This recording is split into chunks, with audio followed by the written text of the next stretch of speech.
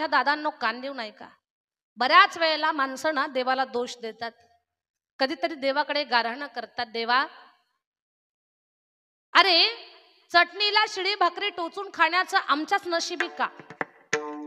का आमच्या जीवनामध्ये दुःख? खरं पाहता तर या जगामध्ये सुखी तर कोणीच नाहीये. जो देखे सो दुखिया बाबा, सुखिया कोई नहीं रे.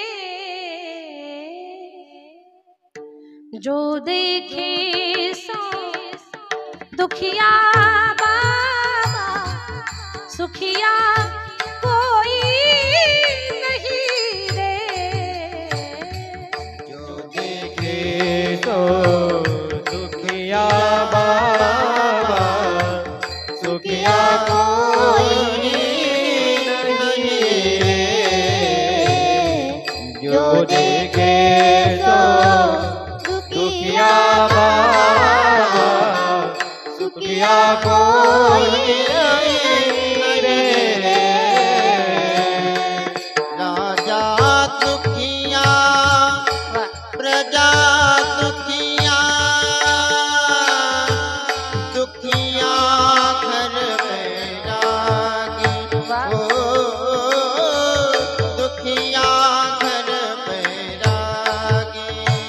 राजा दुखिया प्रजा दुखिया, दुखिया घर में रागी. दुखिया घर में रागी. जो देखे तो दुखिया बाबा, सुखिया कोई नहीं रे. जो देखे तो दुखिया बाबा, सुखिया कोई नहीं रे. जो देखे तो दुखिया बाबा, दुखिया कोई नहीं रे. जो देखे तो दुखिया बाबा, सुखिया कोई नहीं रे.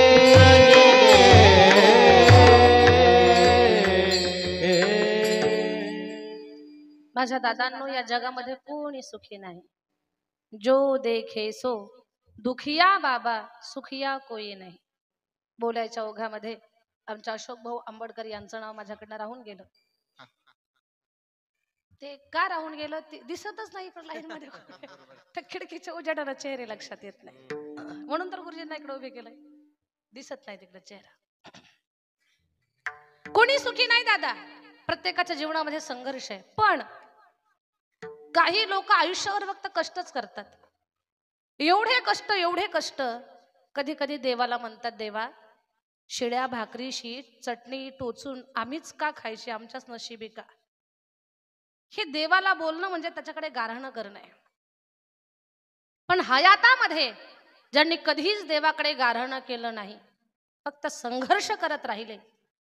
आणि लक्षात घ्या, प्रामाणिकपणे संघर्ष माणसं जी करत राहतात, परिस्थितीशी झुंज देत राहतात ना, तेव्हा परिस्थिती सुद्धा त्यांच्या समोर हात जोडते, हात टेकते आणि मग ती म्हणते, बस परीक्षा पूर्ण झाली, आता लक्ष्मी रूपानं मी तुमची सावली बनून राहणार आहे. तेच घडलं तानाजी बाबांच्या जीवनामध्ये. पूर्ण हयात संघर्षामध्ये गेला, पण प्रामाणिकपणे संघर्ष करत राहिले. कधी रडले नाही, संघर्षाला पाहून, परिस्थितीला पाहून कधी रडले नाही. रडणारी माणसं दुबळी असतात, पण ह्या परिस्थितीची जो परीक्षा देतो ना, बस त्यांना समजावून सांगायचं स्वतःच्या मनाला, ही जेव्हा थांबेल ना, ही जेव्हा हार मानेल ना, तेव्हा माझाच विजय असणार आहे. अशी फार कष्टातून हे उभं राहिलेलं या नळे परिवाराचं वैभव. आणि मग या बाबांच्या सुपुत्रानं ठरवलं की ज्या आपल्या पित्यानं आयुष्यभर कष्ट केले, ज्या पित्याच्या आशीर्वादानं, आईच्या पुण्याईनं हे सगळं समाजामध्ये लौकिक आम्हाला जो प्राप्त झाला, आमच्या प्रारब्धाला, आमच्या प्रयत्नाला जे यश मिळालं, ते बस आई वडिलांचे आशीर्वाद, ते आपले पिता हे जग सोडून गेलेले आहेत. त्या पित्याबद्दल आपण नेमकं काय केलं पाहिजे की ज्या पित्यांचं शरीर जीवन आयुष्यभर कष्टामध्ये झिजलं, त्या पित्याच्या थकलेल्या शरीराला, त्या आत्म्याला शांतता आणि स्थिरता प्राप्त व्हावी, याच्यासाठी आपण नेमकं काय करावं. थोडंसं या परिवाराला अध्यात्माचं परमार्थाचं अंग असल्या कारणानं सांप्रदायिक क्षेत्रामध्ये राहून आपण एक कीर्तन करावं. याच्यापेक्षा दुसरा कुठला मार्ग नाहीये माणसाच्या मुक्तीसाठी. म्हणून या स्वर्गीय बाबांचे सुपुत्र आबासाहेबजी नळे यांनी या खरी कीर्तनाचं नियोजन केलं. आणि बस हा जो प्रयत्न आहे त्यांचा उद्देश एकच आहे की आपल्या वडिलांच्या आत्म्याला शांती लाभावी, आपल्या वडिलांचं जे कष्टामध्ये जीवन गेलेलं आहे त्याचा सार व्हावा. आणि समजावून सांगेन मी तुम्हाला, तान्हाजी बाबांच्या पुण्यस्मरणाला हरी कीर्तन होतंय, याचा अर्थ त्या पुण्यात्म्याबद्दल आज सगळ्यांनी मिळून म्हणावं, देवा याजसाठी केला होता अट्टहास, शेवटचा दिवस गोड भावा, शेवटचा दिवस गोड भावा, शेवटचा दिवस गोड भावा, शेवटचा दिवस गोड भावा. हो यासाठी केला होता अट्टहास, शेवटचा दिवस गोड भावा, शेवटचा दिवस गोड भावा, यासाठी केला होता अट्टहास, शेवटचा दिवस गोड भावा. हे शेवटचा दिवस गोड भावा, गोड भावा, गोड भावा. वा, याजसाठी केला होता अट्टहास. कशासाठी? शेवटचा दिवस गोड व्हावा. थोडस शास्त्र एक 5 मिनिटात मी समजावून सांगेन. मरणोत्तर माणसाच्या जीवनामध्ये वर्षानंतर येणारा जो दिवस आहे पुण्यस्मरणाचा, हा मरणोत्तर प्रवासातला फार महत्वाचा दिवस आहे. कारण आजच्या दिवसाला मुक्तीचा दिवस म्हणतात. आजचा दिवस म्हणजे आत्मामुक्ती दिन, आजचा दिवस म्हणजे उत्तम गतीचा दिवस, आजचा दिवस म्हणजे न्याय निवाड्याचा आणि निकालाचा दिवस. गरुड पुराण या ग्रंथामध्ये काही महत्वाची माहिती सांगितली आहे. काही लोक म्हणतात मरणानंतर कोणी पाहिलंय काय होतंय म्हणून, पण भारतीय लोकांनी हे कधी बोलायचं नाही. का? आपण ज्ञानोबाराय तुकोबारायांच्या विचाराचे उपासक आहोत. जर माऊलींना पुनर्जन्म, श्राद्ध या सगळ्या गोष्टी मान्य असतील तर गळ्यामध्ये माळ घालणाऱ्या आणि भाळावर चंदनाचा टिळा लावणाऱ्या, संस्कृती जपणाऱ्या प्रत्येक व्यक्तीनं ज्ञानोबारायांच्या विचाराला मान्य केलं पाहिजे. तर गरुड पुराण या ग्रंथामध्ये सांगितलंय, ज्या दिवशी माणसाचा मृत्यू झाला त्या दिवशी काही वेळामध्येच माणसाच्या देहावरती अग्निसंस्कार केले जातात. जास्त काळ ते प्रेत घरामध्ये ठेवता येत नाही. का? आपल्या शरीरामध्ये असा एक वायू असतो की त्या वायूनं आपण जर शरीर काही काळामध्ये जाळलं नाही तर ते शरीर फुटतं. त्या वायूचा परिणाम शरीर फुटतं आणि आतली घाण बाहेर येते. मग त्या देहाची विटंबना होऊ नये म्हणून अग्निसंस्कार करण्याची प्रथा आपल्या हिंदू संस्कारामध्ये आहे. मग अग्निसंस्कार करावा. मृत्यू झाल्यानंतर आत्मा त्या शरीराला सोडतो. आता सूक्ष्मतम आत्मा त्या घरातच राहतो. जेव्हा सगळी लोक येतात, नातेवाईक येतात, त्या प्रेताला बांधतात आणि जेव्हा घेऊन जातात ना, त्यावेळेला तो आत्मा सुद्धा त्या प्रेत यात्रेमध्ये चाललेला असतो. प्रेत यात्रेमध्ये तो प्रवास मग स्मशानभूमीपर्यंत जेव्हा जातात, ते मृतदेह चितेवरती ठेवला जातो आणि ज्यानं पाण्याचं मडकं धरलेलं आहे तो 3 चक्कर मारतो त्या प्रेताला आणि शेवटी एका दगडानं ते मडकं फोडल्या जातं. तर त्या दगडाला बिलगून तो आत्मा तिथे राहतो. मग अग्निदहनाचा कार्यक्रम झाला, शरीर पूर्ण जळून गेलंय, राहिली फक्त हाडं. ती हाडं गोळा करून 3ऱ्या दिवशी आपल्या ग्रामीण भागात त्याला सावडण्याचा विधी म्हणतात. त्यालाच अस्थि विसर्जन सुद्धा म्हणावं, कारण हाडं उचलल्या जातात आणि गंगेमध्ये अर्पण केल्या जातात. मग 3ऱ्या दिवशी सावडण्याचा जेव्हा विधी होतो त्यावेळेला तो आत्मा त्या हाडांच्या सोबत पुढे प्रवास करतो. जसा जसा नदीचा प्रवाह पुढे पुढे जाईल म्हणून आपल्याकडे प्रथा, एक तर गंगा किंवा गोदावरी किंवा चंद्रभागा ज्या पवित्र नद्या आहेत त्या नदीमध्ये अस्थि विसर्जन करावं ही आपल्याकडे प्रथा आहे, ही आपल्याकडे परंपरा आहे. का? सद्गती प्राप्त व्हावी याच्यासाठी. बरीच लोक अशी असतात की गावच्या ओढ्यामध्येच हाडं टाकून देतात. ज्यांनी आपल्यासाठी एवढा संघर्ष केला, एवढं जगलेत, एवढे कष्ट घेतलेले आहेत, त्या माय बापाच्या हाडाला आपण गंगा गोदावरी चंद्रभागा इथपर्यंत नेऊ शकत नाही. असा काय वेगळा खर्च लागणार आहे, असं काय तुम्हाला त्रास होणार आहे, असे काय कष्ट लागणार आहेत. पण काही लोकांना महत्व माहिती नसल्या कारणानं गावच्या ओढ्यामध्ये हाडं टाकून देतात. तर ती चूक चुकूनही करू नये. ते हाडं जेव्हा पुढे प्रवास करतात, अगदी तसाच त्या सूक्ष्म देहाचा, त्या जीवात्म्याचा प्रवास चालू होतो. पुढचा प्रवास थेट धर्मराजाच्या नगरीपर्यंतचा व्यवस्थित व्हावा, त्रासदायक होऊ नये याच्यासाठी प्रत्येक महिन्याला श्राद्ध पक्ष घातल्या जातं. प्रत्येक महिन्याला श्राद्ध घातल्या जातं, किंवा आपण त्याला म्हणतो की मासिक म्हणतो आपण त्याला, ग्रामीण भागामध्ये मासिक घातलं जातं. मग वर्ष शेवटचं जे मासिक आहे म्हणजे वर्ष श्राद्धाचा तो दिवस, तर शेवटचं जे मासिक आहे त्या मासिकाच्या दिवशी म्हणजे वर्ष श्राद्धाच्या दिवशी तो जीवात्मा सूक्ष्म देहानं धर्मराजाच्या नगरीसमोर उभा असतो. आणि धर्मराजाच्या नगरीसमोर जेव्हा धर्मराजाच्या दरबारात जीवात्मा उभा असतो ना, तेव्हा तो व्यक्ती जीवनभरामध्ये काय जगलाय, त्या व्यक्तीनं काय केलंय, नेमकं किती वेळा देवधर्म केला, किती वेळा सत्कर्म केलं, किती वेळा पुण्यकर्म केलं, हे सगळं तपासलं जातं. आणि मग त्या व्यक्तीला सद्गती दिल्या जाते. कुठली गती त्याचे ठरवलं जातं. बोलणं ऐकाच माझं तुम्ही. कुणी म्हणाल मला, तानाजी बाबांनी कुठे गळ्यात टाळ घेऊन हरिपाठ केला, तानाजी बाबांनी कुठे तीर्थयात्रा केल्या, हे मला अजिबात यातलं काही माहिती नाही. पण सांगू तुम्हाला, जेवढं मला माहिती आहे, आयुष्यभर प्रामाणिकपणे ते कष्ट करत राहिले. जी माणसं प्रामाणिकपणे आयुष्यभर समोर आलेलं कर्म करत राहतात ना, त्या लोकांच्या जीवनातला तोच परमार्थ असतो. वेगळा परमार्थ करण्याची गरज नसते त्यांना. खूप आम्ही टाळ वाजवणं, आम्ही खूप कीर्तन करणं, आम्ही खूप कथा करणं, आम्ही खूप पारायण करणं म्हणजे आम्ही खूप मोठे परमार्थिक झालो असं अजिबात नाही. सगळ्यांना परमार्थाची व्याख्या सांगेल मी, जी माझ्या बुद्धीला पटते ती. परमेश्वरानं जे कर्तव्य कर्म तुम्हाला लावून दिलेलं आहे ना, तुम्ही नोकरी करा, तुम्ही उद्योग करा, तुम्ही शेती करा, तुम्ही व्यापार करा, जे काही तुमच्या नशिबानं तुमच्याकडे आलं असेल ना, ते फक्त प्रामाणिकपणे करा, सत्यानं करा. जे तुम्ही कर्म करताय ते सत्य आणि प्रामाणिकपणा कराल ना, तर तुमच्या जीवनातला तोच परमार्थ असेल. वेगळा परमार्थ करण्याची गरज नाही. तोच परमार्थ आहे आपल्या जीवनातला. तानाजी बाबा जगले, त्यांच्या जीवनातले सायास, त्यांच्या जीवनातले कष्ट, त्यांच्या जीवनातला जो काही त्रासदायक संघर्षाचा जो प्रवास होता, तोच त्यांचा परमार्थ बनला. म्हणून तर कीर्तन होत आहे.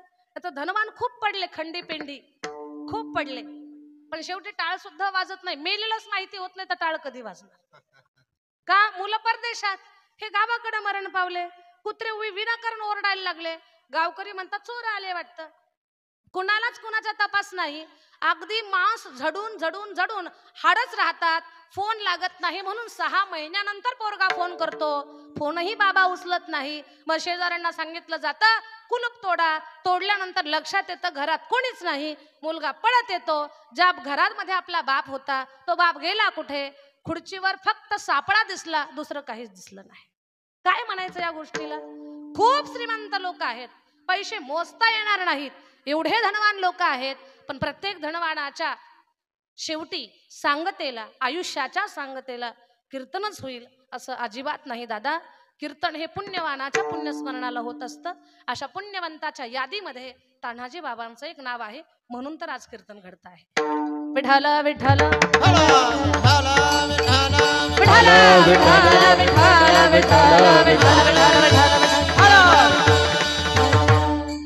खरं पाहता तानाजी बाबांच्या जाण्यानं त्यांचे सुपुत्र आबासाहेब यांच्यासाठी आजचा दिवस म्हणजे बापाची पूर्ण आठवण काढणारा दिवस आहे.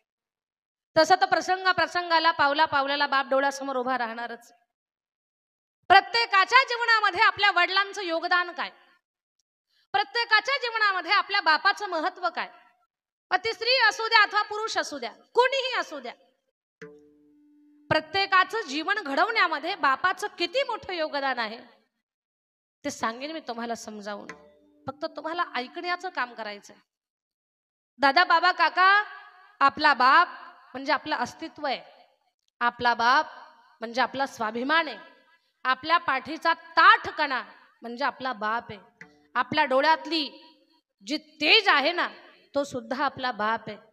आपल्या कानातला चाणाक्षपणा तो सुद्धा आपला बाप आहे. आणि आपली जीभ म्हणजे तलवारीच्या धारेप्रमाणे एवढी स्वच्छ स्पष्ट आणि प्रामाणिक ती सुद्धा बापाची ताकद आहे. आपलं जे कर्तृत्व आहे, आपला जो हुनर आहे तो आपल्या पित्याचं त्या ठिकाणी योगदान आहे. ते माझं बोलणं जास्त अवघडात न घेऊन जाता मी सोपं सोपं सांगायचा प्रयत्न करेन तुम्हाला. बाप म्हणजे आपल्या जीवनाचा आधारवड आहे. बाप म्हणजे घराची भक्कम भिंत आहे. आपला बाप कितीही म्हातारा होऊ द्या, तो असणं म्हणजे आपल्या डोक्यावरती छत असण्यासारखं आहे. म्हातारा बाप जेव्हा जग सोडून जातो ना, कितीही कर्तबगार कितीही धनवान मुलगा असू द्या, पण त्याला कुठेतरी पोरकं झाल्यासारखं वाटतं, कुठेतरी दुबळं झाल्यासारखं वाटतं. माझं बोलणं समजून घ्या माझ्या दादांनो. तुम्ही माझ्या समोर बसलेले कोणी 60 मध्ये आहेत, कोणी 70 मध्ये आहेत. वाटत असेल कोणाला की आम्हीच आता वयस्कर झालो, आम्हाला काय बाप समजावून सांगायचं. मी एवढी मोठी नाहीये की 70 वर्षाच्या वयोवृद्ध माणसाला मी बाप समजावून सांगायचा प्रयत्न करेन, पण 70 वर्षाच्या ज्येष्ठ माणसानंही माझ्या शब्दाचा जरा अभ्यास करा, थोडंसं कान देऊन ऐका. का तुम्ही तुमच्या वडिलांना आठवा की आपल्या जीवनामध्ये बापाचं किती महत्व आहे. एक सोपी गोष्ट सांगते तुम्हाला. कोणी कोणी म्हणतं ना, आमच्या बापानं आम्हाला दिलं तर काय दिलं, आमच्या बापानं काहीच दिलं नाही, जे मिळालं प्रयत्नानं कष्टानं मिळालं. हे डोक्यातून काढून टाका दादा. आपल्या बापानं आपल्यासाठी खूप काही धन साठवून ठेवणं म्हणजे त्यांना आपल्याला खूप दिलंय असं अजिबात नाही. या पृथ्वीवर येताना प्रत्येक माणूस स्वतःच्या प्रारब्धानं धन मान घेऊन येत असतो. वडिलांनी दिलंय म्हणून मिळतंय असं अजिबात नाही, आणि वडिलांना घालवलं म्हणून आपलं गेलं असं अजिबात नाही. अन्न मान धन हे तो प्रारब्धाधीन. प्रत्येकाची श्रीमंती गरिबी हा ज्याचा तो माणूस घेऊन आलेला आहे. कुणी दिल्यानं मिळत नसतं. काही काही महाभाग म्हणतात, अरे दिलं काय आमच्या बापानं, दात घासायला माती सुद्धा ठेवली नाही असं म्हणतात. कुणी कुणी काय म्हणतात, आमचा बाप खूप खराब, त्याला बाप होण्याचं त्याला जबाबदारी पार पाडता नाही आली. पण सगळ्यांनी ऐका, म्हणतं कुणी कुणी, काय दिलं माझ्या बापानं. तुम्ही सुद्धा कधीतरी म्हणत असाल, गरीबाच्या गळ्यात बांधलं मला, काय दिलं माझ्या बापानं. तुम्ही म्हणत असाल, अरे राहायला घर ठेवलं नाही त्यानं आम्हाला, काय दिलं माझ्या बापानं. दात घासायला माती ठेवली नाही, दिलं काय त्यानं आम्हाला. असं चुकूनही बोलू नका. का त्यानं जे दिलं ना ते देवाला सुद्धा जमलं नाही द्यायला आपल्याला. एवढं मोठं दान त्यानं दिलं. काय दिलं असेल सोपं करून सांगते, फक्त ऐकण्याचं काम करा. माझ्या दादांनो, लक्ष विचलित न करता माझ्या बोलण्याकडे लक्ष द्या. एक खूप श्रीमंत माणूस आहे. बरं ऐका बरं, एवढा धनवान आहे ना, प्रचंड संपत्ती त्याच्याकडे आहे. मामा त्याचं नाव पण फार मोठं आहे. ऐका बरं का, त्याला फिरायला गाड्या आहेत, प्रॉपर्टी प्रचंड आहे, पण त्याला त्याच्या नावापुढे त्याच्या बापाचं नावच सांगता येत नाही. मला सांगा, त्याच्या या डामडौलाला काही अर्थ आहे का? प्रचंड धनाला प्रचंड संपत्तीला काही अर्थ आहे का? नाही. बापाचं नाव सांगता येत नाही या दुःखापेक्षा दुसरं दुःखच कोणतं मोठं नाही. त्याच्या संपत्तीला महत्व नाही, त्याच्या पदाला महत्व नाही, त्याच्या धनाला किंमत नाही, त्याची सेवा करायला कोण कोण आहे या गोष्टीला काहीच अर्थ नाही. आपल्याकडे मोठं धन नाही, काही हरकत नाही. आपल्याकडे मोठं पद नाही, काहीच हरकत नाही. आपल्याकडे फिरायला गाड्या नाहीयेत, काहीच हरकत नाही.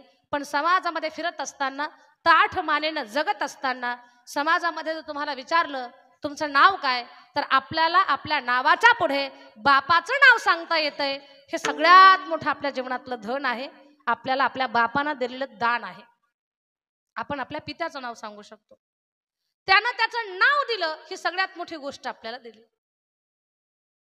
आणि ऐका ना, पित्यानं आपल्याला नाव दिलं, नाव न लावता येण्याचं दुःख काय असतं वेशेच्या मुलाला जाऊन विचारायचं. मी बोलत नाही, प्रमाण आहे माझ्याकडे. पंछी पंख बिना